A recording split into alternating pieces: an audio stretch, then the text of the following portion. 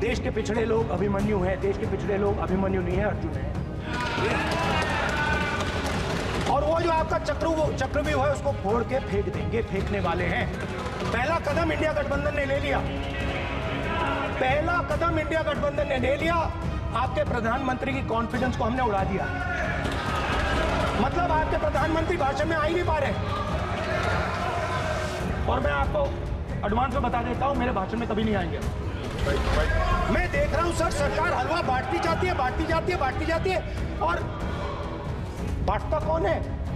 वही 2-3% लोग। और बंटता किसको है? वही 2-3%। फाइनेंस मिनिस्टर मुस्कुरा रही है। कमाल की बात है। ये हंसने की चीज नहीं है मैडम, ये हंसने की बात नहीं है, ये जाति जनगणना है, ये जाति जनगणना है। इससे देश बदल जाएगा। नमस्कार, मैं रवीश कुमार। राहुल गांधी के भाषण का मुकाबला करने का तरीका सत्ता पक्ष ने निकाल लिया है। जब भी राहुल गांधी बोलते हैं, सत्ता पक्ष की तरफ से तमाम नियमों का हवाला दिया जाने लगता है। इसी सदन की पिछली लोकसभा में 90 से अधिक सांसद निलंबित कर दिए गए, जो भारत के इतिहास में कभी नहीं हुआ। बीजेपी के एक सांसद ने खड़े होकर गाली दी, सांप्रदायिक बातें कही, उनके खिलाफ किसी नियम की याद नहीं आई। लेकिन राहुल गांधी को रोकने टोकने के लिए नियमों का यह इस्तेमाल भारत की राजनीति का दिलचस्प मोड़ है। सत्ता पक्ष की तरफ से नियमों का सशस्त्रीकरण किया जा रहा है, वेपनाइजेशन किया जा रहा है। आमतौर पर नियमों का वेपनाइजेशन विपक्ष की तरफ से होता है, लेकिन राहुल गांधी को रोकने के लिए सत्ता पक्ष की तरफ से किया जाने लगा है।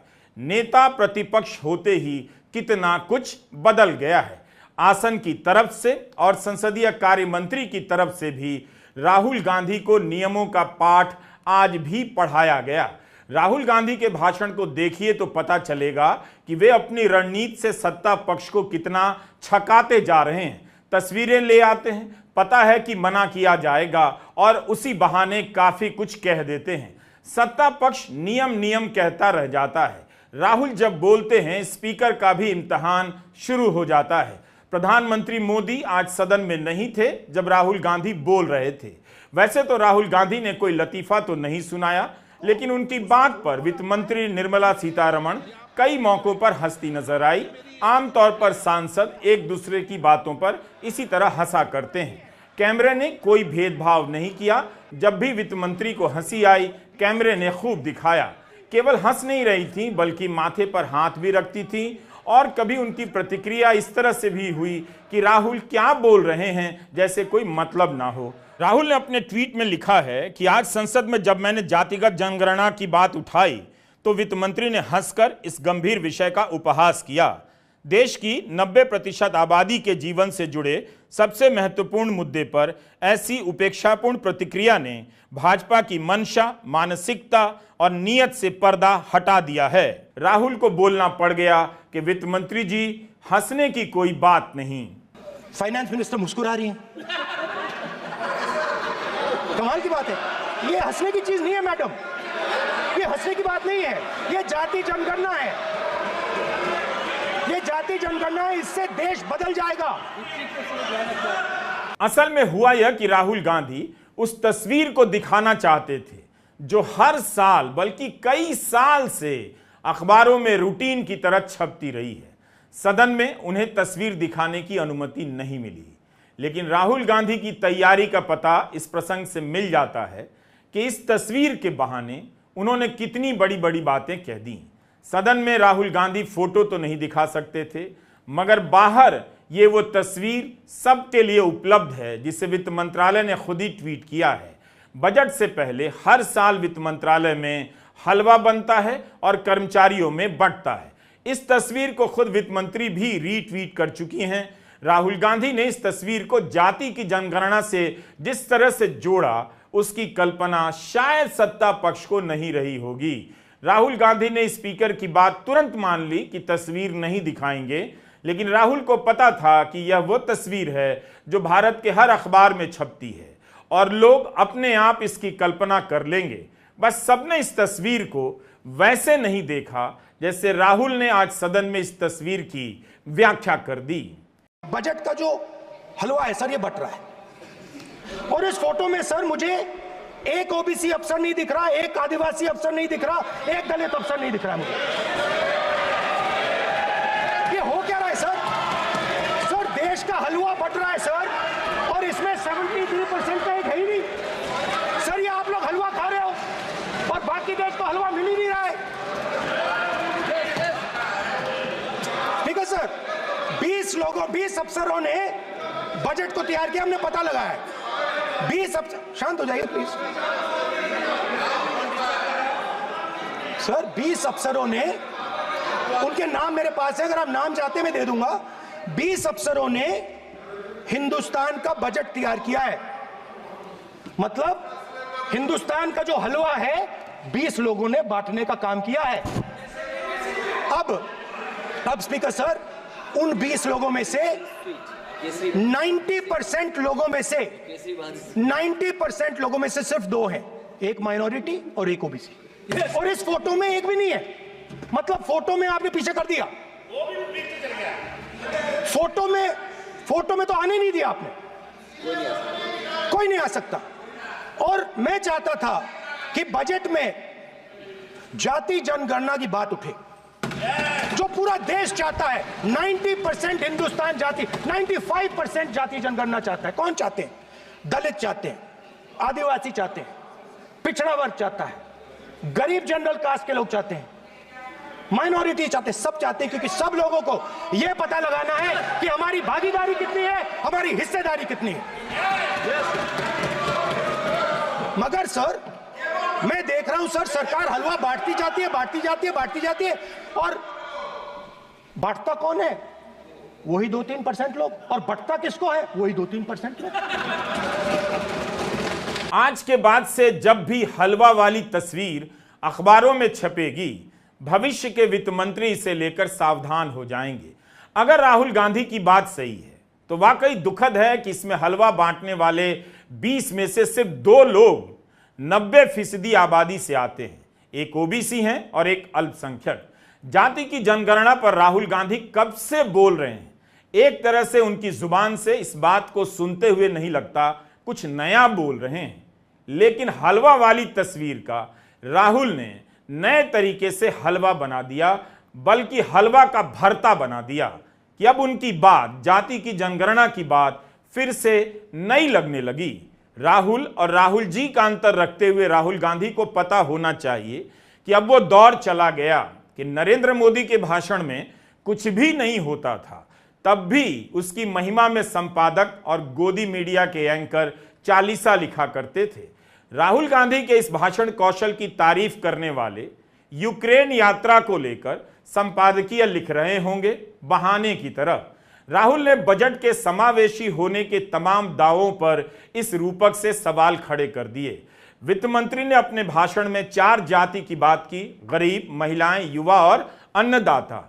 राहुल ने उसे नकारते हुए जाति की सच्चाई सबके सामने रख दी कि जाति का मतलब यही है, वो नहीं जिसे आप युवा और अन्नदाता के वर्ग में रखकर भ्रम फैला रहे हैं। युवा और महिलाएं जाति नहीं हैं, वर्ग हैं। मुझे दुख इस बात का होता है कि मैं ये टेबल बनाता हूं, मगर जिस शोरूम में ये टेबल रखी जाती है उस शोरूम में मैं अंदर जा ही नहीं सकता। कुछ ही दिन पहले सुल्तानपुर के रास्ते पे मैं एक भाई के साथ, मोची भाई के साथ बैठा, उससे मैंने ये सवाल पूछा, आपको दुख किस बात का होता है? कहता है, राहुल जी, मेरा सम्मान सिर्फ मेरे पिता ने किया था और किसी ने नहीं किया। तो मेरा कहना है सर, ये जो आपने चक्रव्यूह बनाया है, इस चक्रव्यूह से करोड़ों लोगों को नुकसान हो रहा है, दर्द पहुंच रहा है, और हम इस चक्रव्यूह को तोड़ने जा रहे हैं। राहुल गांधी के भाषण के तुरंत बाद कुछ लोगों ने पी चिदंबरम के समय की वही हलवा वाली बजट की तस्वीर ट्वीट करके पूछा कि इसमें कितने अनुसूचित जाति और जनजाति के हैं। तो कांग्रेस के पॉलिटिकल विश्लेषक अमिताभ दुबे ने तुरंत बता दिया कि वित्त राज्य मंत्री जेडी सीलम अनुसूचित जाति समाज से हैं और केंद्रीय वित्त मंत्री के साथ और हलवा की कढ़ाई के एकदम सामने खड़े हैं। राहुल गांधी ने अपने भाषणों से लोकसभा को बदल दिया है। जैसे ही उन्होंने कहा कि इस बजट में अग्निवीर के लिए पेंशन की कोई बात नहीं, थोड़ी देर के बाद रक्षा मंत्री राजनाथ सिंह को मजबूर कर दिया ये कहने के लिए कि जब भी स्पीकर समय तय करेंगे वे अग्निवीर पर अपना पक्ष रखने के लिए तैयार हैं।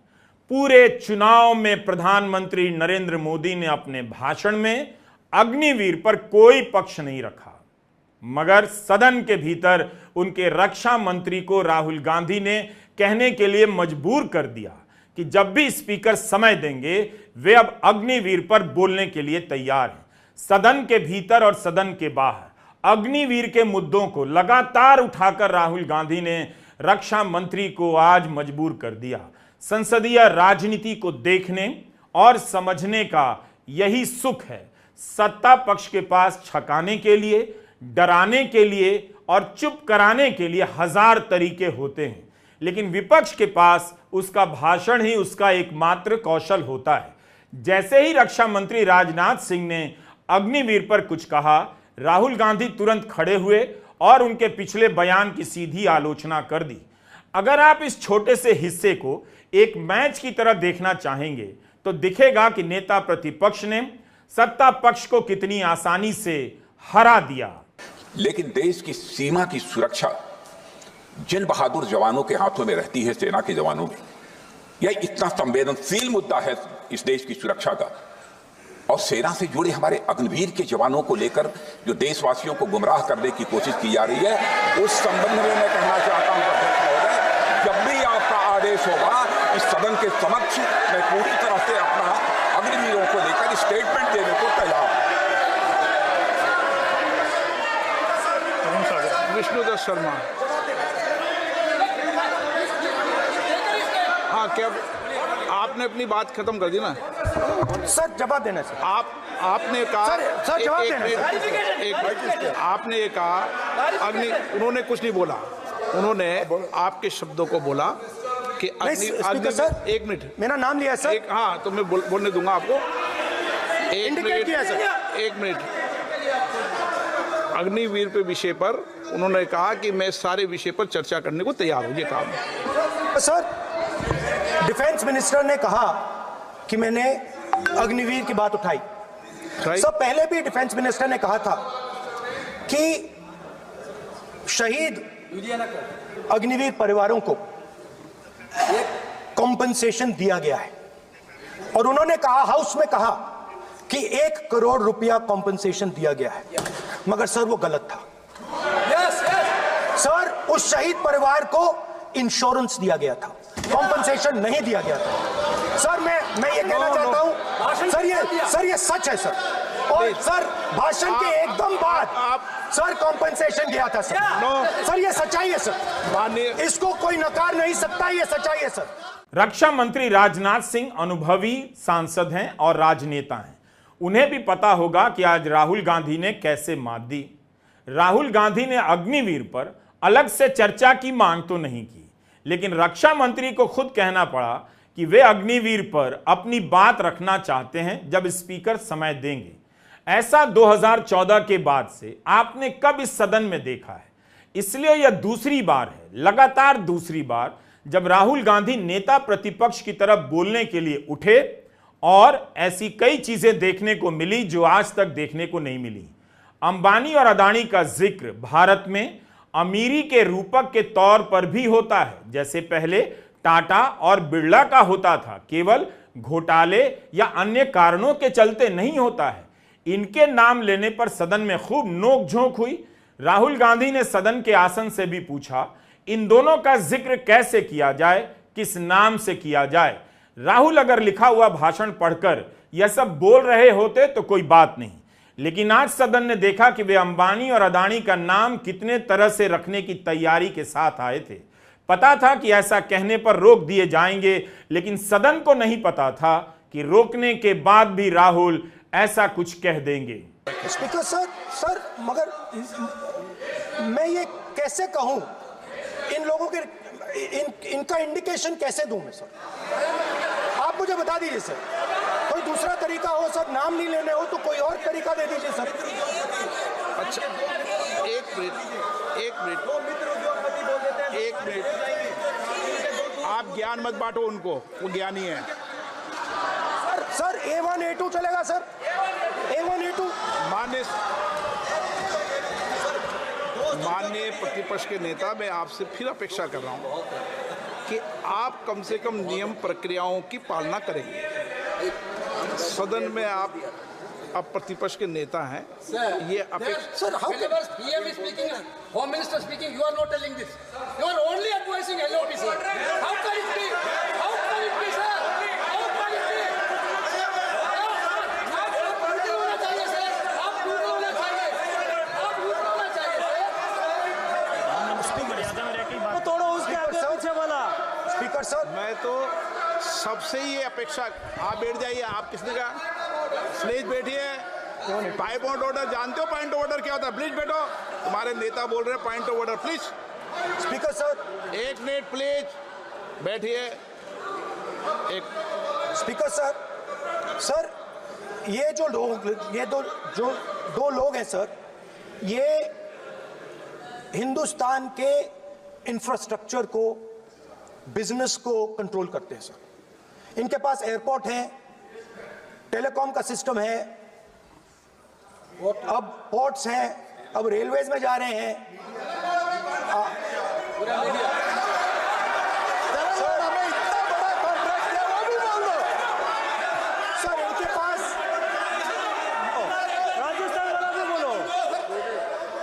सर इनके पास हिंदुस्तान का पूरा धन का मोनोपोली है सर।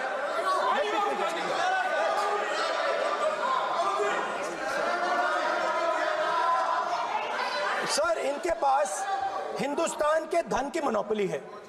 तो सर मैं समझ नहीं पा रहा हूं इनके बारे में मैं इंडिकेट कैसे करूं।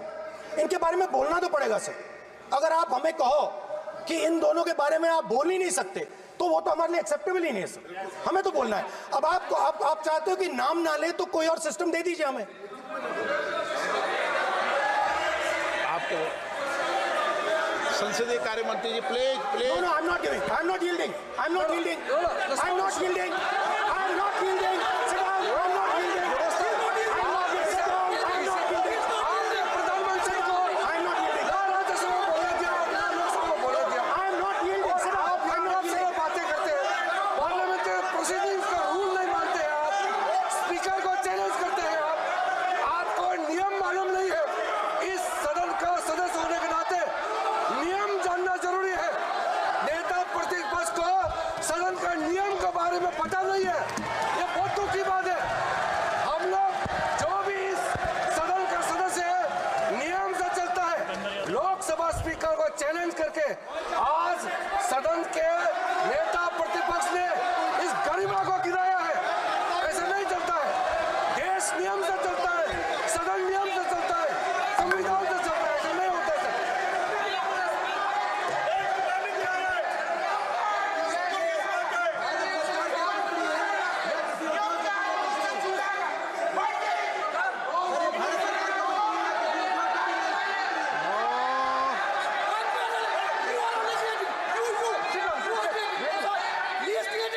You're ruining my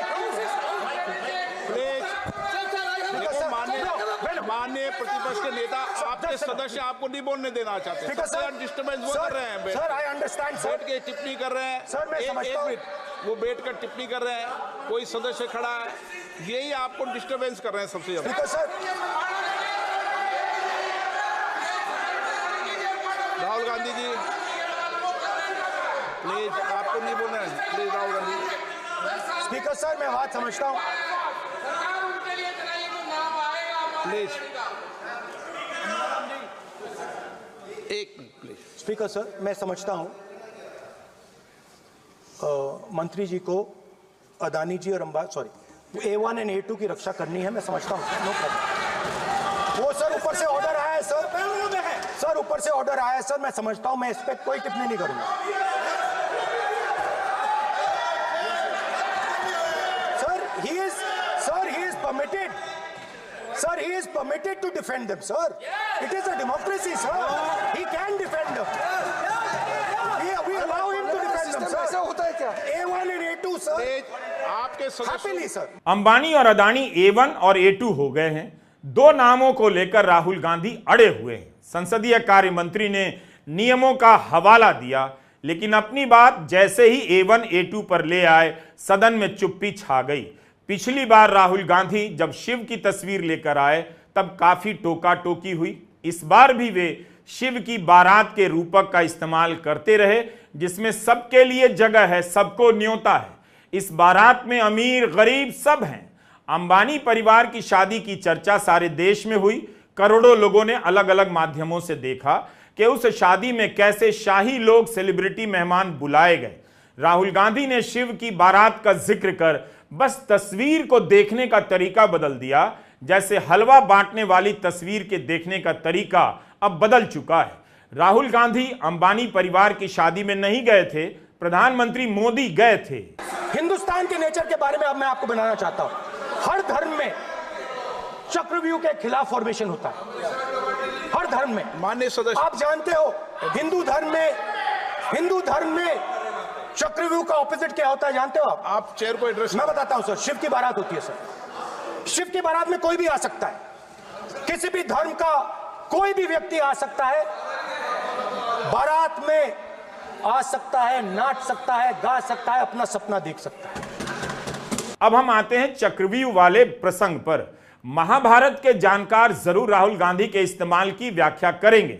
मैं एक्सपर्ट नहीं हूं, लेकिन जिस तरह से राहुल गांधी ने चक्रव्यूह और अभिमन्यु के प्रसंग का इस्तेमाल कर बताया है कि सत्ता और संसाधन पर कैसे कुछ लोगों का ही कब्जा है, निरंतर धर्म की राजनीति करने का दावा करने वाली बीजेपी और उसके नेताओं के बीच से कोई भी आवाज ऐसी नहीं आई जो तुरंत इस चक्रव्यूह की अवधारणा को चुनौती देती और अपनी व्याख्या रखती। उम्मीद है अगले किसी भाषण में कोई अलग से आलोचना पेश करेगा, लेकिन आज सदन में राहुल गांधी का यह वार बीजेपी की बेंच को क्रिकेट की जुबान में बोल्ड कर गया। राहुल गांधी ने चक्रव्यूह का एक और नाम बताया, पद्म व्यूह, लोटस शेप, कहा जिसे प्रधानमंत्री मोदी छाती पर लगाकर चलते हैं। मोदी दौर के 10 साल के दौरान उनके भाषणों में इस्तेमाल होने वाले कई धार्मिक रूपकों की व्याख्या के कई एक्सपर्ट निकल कर आए। राहुल गांधी उन एक्सपर्ट के लिए भी चुनौती बनते जा रहे हैं। हजारों साल पहले हरियाणा में कुरुक्षेत्र में एक युवा को, अभिमन्यु को 6 लोगों ने चक्रव्यूह में मारा था। 6 चक्रव्यूह में फंसाकर मारा था। सर, चक्रव्यूह के अंदर डर होता है, हिंसा होती है, और अभिमन्यु को चक्रव्यूह में फंसाकर, ट्रैप कर 6 लोगों ने मारा। मैंने चक्रव्यूह के बारे में थोड़ी रिसर्च की और पता लगा कि चक्रव्यूह का एक दूसरा नाम होता है पद्मव्यूह, मतलब लोटस फॉर्मेशन। तो जो चक्रव्यूह होता है स्पीकर सर, वो लोटस के शेप में होता है, कमल के फूल के शेप में होता है। 21वीं सदी में सर एक नया चक्रव्यूह तैयार हुआ है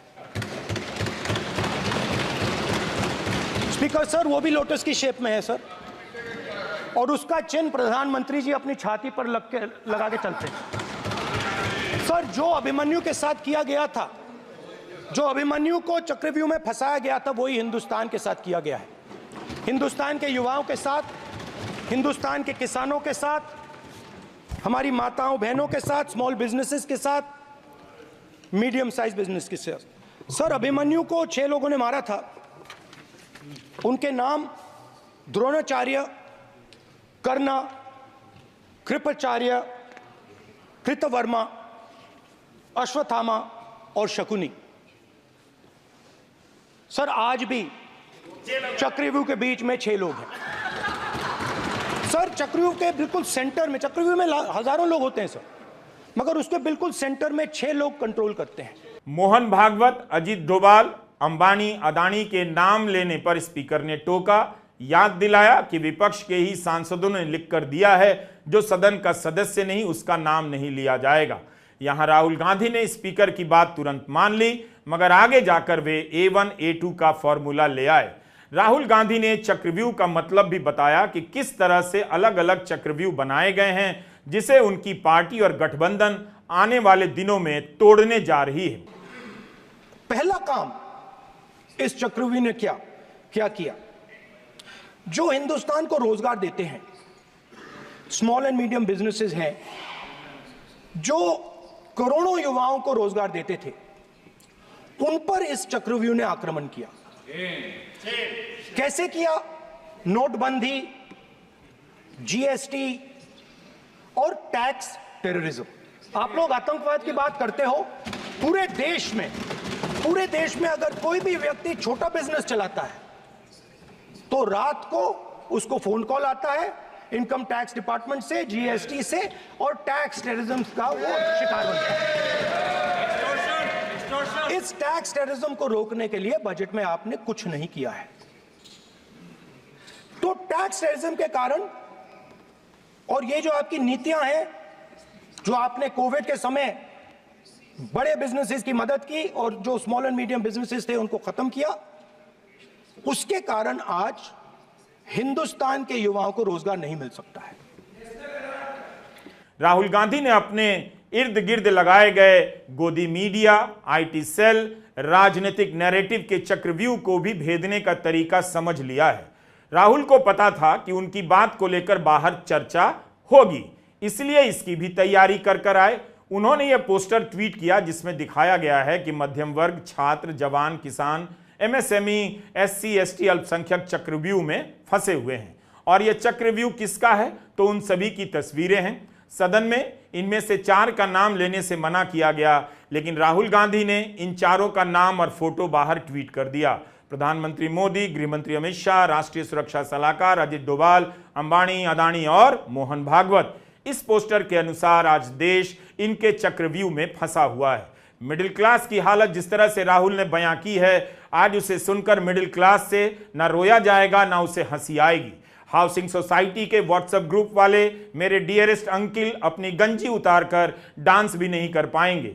अपार्टमेंट की बालकनियों में थालियां आज उदास रह जाएंगी। सर, मिडिल क्लास जो है वो शायद इस बजट से पहले प्रधानमंत्री को सपोर्ट करता था। जब प्रधानमंत्री ने कोविड के समय उनसे थाली बजवाई थी तो उन्होंने दबाकर थाली बजाई, धड़ धड़ धड़ धड़ धड़ थाली बजा बजाई। हमें अजीब लगा, मगर प्रधानमंत्री ने मिडिल क्लास को ऑर्डर दिया तो मिडिल क्लास ने थाली बजाई। उसके बाद प्रधानमंत्री ने उसी मिडिल क्लास से कहा मोबाइल फोन की लाइट जलाओ, और मोबाइल फोन की लाइट जली। मिडिल क्लास ने, पूरे हिंदुस्तान में मिडिल क्लास ने मोबाइल फोन की लाइट जला दी। अब इस बजट में आपने उसी मिडिल क्लास के एक छुरा पीठ में मारा, दूसरा छुरा छाती में, एक इधर मारा और एक इधर मारा। इंडेक्सेशन जो आपने कैंसिल की वो पीठ में छुरा था, और जो कैपिटल गेन्स टैक्स आपने बढ़ाया वो छाती में छुरा। आपने long term capital gains tax को 10% से 12.5% किया, यहां छाती मारी, यहां छुरी मारी, और शॉर्ट टर्म को 15 से 20% छुरी मारी। दुख की बात है, मगर इसमें एक इंडिया गठबंधन के लिए एक हिडन बेनिफिट है। मिडिल क्लास अब आपको छोड़ने जा रही है और इस साइड आ रही है। राहुल गांधी का यह कहना साधारण बात नहीं है कि उन्होंने प्रधानमंत्री का आत्मविश्वास तोड़ दिया है, अब वे उनके भाषण में कभी नहीं आएंगे। राहुल की यह बात ठीक हो सकती है, मगर उन्हें अति आत्मविश्वास से उन्हें भी बचना चाहिए। एक समय गोदी मीडिया दिन रात प्रधानमंत्री मोदी को सबसे शानदार वक्ता बताता था। आज वह तुलना ही नहीं करता किसका भाषण अच्छा है, राहुल का या मोदी का। यह तुलना भी एक रणनीति के तहत नहीं की जाती है, क्योंकि गोदी मीडिया को पता है कि 2 बार के भाषणों में राहुल गांधी ने प्रधानमंत्री मोदी से बेहतर प्रदर्शन किया है। किसने उम्मीद की थी कि बजट सत्र शुरू होने पर प्रधानमंत्री कातर नजर आएंगे। 140 सांसदों को निलंबित किया गया, तब चुप रहे, मगर अपनी बात को लेकर कितने भावुक हो गए। और आपने देखा होगा कि पार्लियामेंट के नए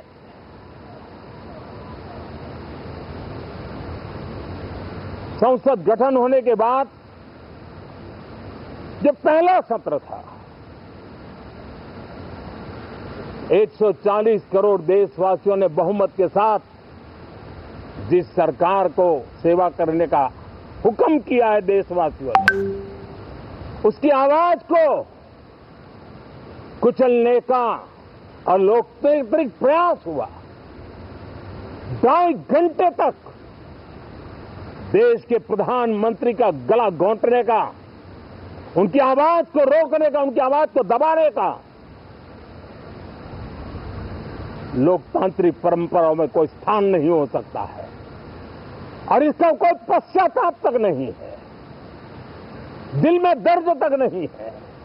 प्रधानमंत्री मोदी को तब कितना दर्द हुआ जब एक मामूली से मामले में विपक्ष के सांसद राहुल गांधी की सदस्यता चली गई, सुप्रीम कोर्ट तक जाने का मौका मिलता, इससे पहले ही निचली अदालत के फैसले पर राहुल गांधी की सदस्यता रद्द कर दी गई। तब क्या प्रधानमंत्री के दिल में काफी दर्द हुआ होगा? प्रधानमंत्री मोदी को क्या तब दर्द हुआ था जब राहुल गांधी को अपना सरकारी घर छोड़ना पड़ा? प्रधानमंत्री मोदी को क्या तब दर्द हुआ जब चुनाव से पहले कांग्रेस का खाता सीज कर दिया गया? प्रधानमंत्री मोदी को क्या तब दर्द हुआ जब हेमंत सोरेन को चुनाव से पहले 5 महीने के लिए जेल भेजा गया, जिसके सबूत भी ठोस नहीं थे?